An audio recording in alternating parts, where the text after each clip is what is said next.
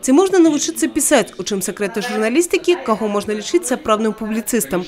Гэта толькі некаторыя пытанні, якія цікавілі студэнту Брэсцкага дзяржаўнага універсітэта імя Пушкіна падчас сустрэчы з міністрам. Прэзідэнт сустракаўся 10 красавіка з кіраўнікамі тэлевізійных каналаў, з тэлевядучымі краіны.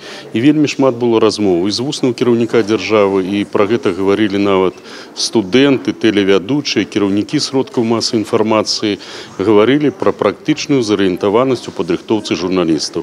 Вось мяне якраз гэта цікавіць, як адбываецца ў Брэсце.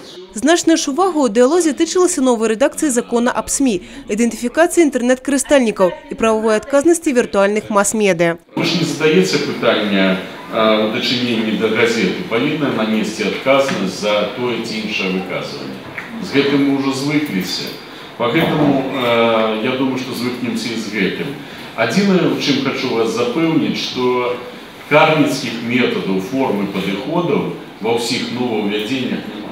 Дарэчы, ўжо заўтра адбудзецца другое слуханне законапраекта ў парламенце, па якім у далейшым і прыйдзецца працаваць будучым журналистам. Качеством подготовки в нашем университете я доволен. Я считаю, что действительно качественно нас готовят специалисты, и практики у нас есть, и возможности печататься как в газетах, так и на каких-то интернет-порталах. Встреча была продуктивной, потому что министра информации увидеть в жизни получается не так часто. Интересно было узнать его мнение о нынешней ситуации в СМИ, о нынешней политике СМИ, о том, какие СМИ сейчас главенствующие, как он относится к фейковым новостям. Можно было множество вещей обсудить, много услышать, много узнать. Далейшым адресам наведвання міністра стала рэдакцыя самай старэйшай абласной газеты «Заря». Евгений Мороз, Юрий Плинда, Роман Филютиш, телерадиокомпания «Брест».